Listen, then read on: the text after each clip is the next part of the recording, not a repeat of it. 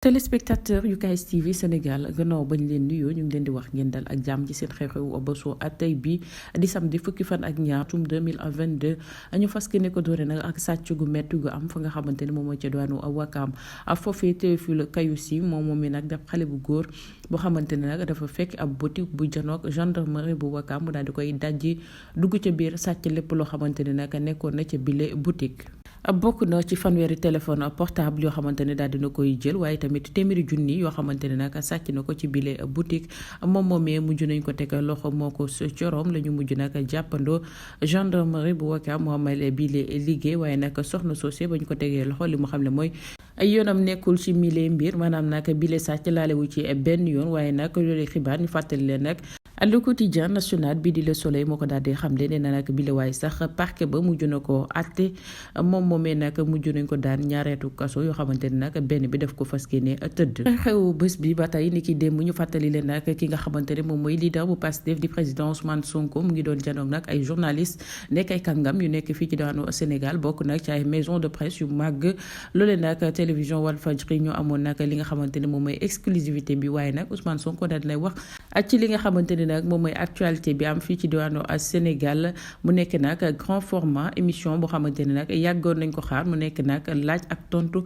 diggam ak ñi nga xamante ne ñoom ñooy suñu taskatu xabaar président Ousmane Sonko danay wax nag ci li nga xamante ne moom mooy élection locale yu ñu génn amoon nag ñaar fukki fan ak ñett ci weeru janvier bi ñu génn wax na tamit ci li nga xamante ne moom mooy mairie boobee di Ziguinchor wax na tamit ci mbirum Adji Sarr wax na ci passeport bi nga xamante ne nag moo ko moom ñu daal di koy nangu wàllum contrôle judiciaire bi nga xamante ni jamono ji moo tegu ci ndoddam Ousmane Sonko daan ci andi ay leeral nee na tamit li nga xamante ni moom mooy passeport am terewu koo dem terewu koo dikk ndaxte jàpp na ne mbir moomee yëpp mbirum complot la Ousmane Sonko yemu ca wax na tamit ci li nga xamante ni moom mooy daaka bi am fële ci diwaanu Médina Gounass jamono ji ñu koy dund loolee nag da ay poñ am solo yoo xamante ni tamit leader bu Pastef daan na ci wax ni ki démb ci entretien bu màgg bi nga xamante ni nag am na ko sekk ko ak journaliste yoo xamante ni nag ay kàngam lañ ci li ñuy def fi ci diwaanu Sénégal moo amoon nag ni ki démb daaka atum 2022 fële ci diwaanu Médina Gounass ki nga xamante ne moom mooy njiitu réew bu Sénégal di président Macky Sall nag ñu ngi ko fay xaarati tey ci samedi bi bu 11 jotee la fas yéene ñëw foofee ca diwaanu Médina Gounass na muy faral nag di ko defee noonee la fas yéene demewaat atum ren loolee nag day kàddu yoo xamante ne nag El Hadj Seydou Ba mi nga xamante ne moo jiite comité d'organisation moo ko xamle ba tey nag nee na président Macky Sall bu jëlee tisbaar ba noppi lay daal di nag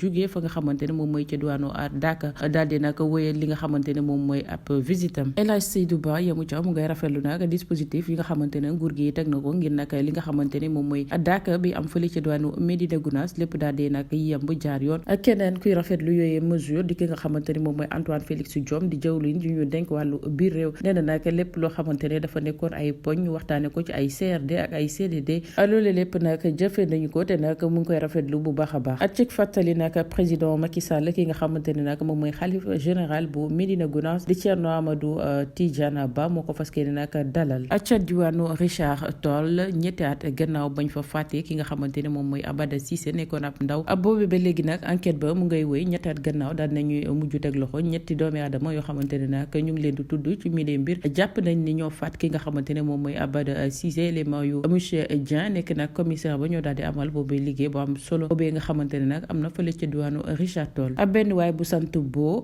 ki nga xamante ne nag moom moo sant Diop waaye tamit ki nga xamante ne moom mooy M Sall ñoom ñooñee la ñuy tuumaal ne nag ñoo faat ki nga xamante ne moom mooy Bada Cissé ci fàttali nag néew Bada Cissé ba ñu yeewoo nag lañ ko fekkoon ci ab canal bu nekkoon fa nga xamante ne moom mooy ca quartier bu jàmm gën nekkee ca diwaanu Richard Toll léeg-léeg nag police bu Richard Toll moo daal di defoon nag bile découvert ci ñetti doomi aadama yooyu ñuy tuumaal ne nag ñoo faat ki nga xamante ne moom mooy Bada Cissé jamono ji ñu nga fa nga xamante ne moom mooy ca commissariat bu Richard Toll altine la ñu fas yéene janoon nag ki nga xamante ne moom mooy juge bu premier cabinet d'instruction bu Saint-Louis beneen kawteef bu am fële ci diwaanu Kédougou foofee nag benn xale bu góor boo xamante ne nag ab liir la mu ngi am lu toll ci fukki weer dong moo fa daal di réer ne mër moom moomee nag du yow ci turu wagee moom moomee nag gannaaw waajuram bu jigéen ba mu ko bàyyee ca néeg ba dem jëndi li nga xamante ne nag moom mooy meew ak ay couche ba mu ñëwee nag la gone gi daal di réer mër mbir mi nag mu ngi xew ci guddik alxames fukki fan jàpp ajuma fukki fan ak benn ci weeru mars atum 2022 bi yu nekk ba 20h jotee ca fa nga xamante ne ne moom mooy ñime bokk nag ci commune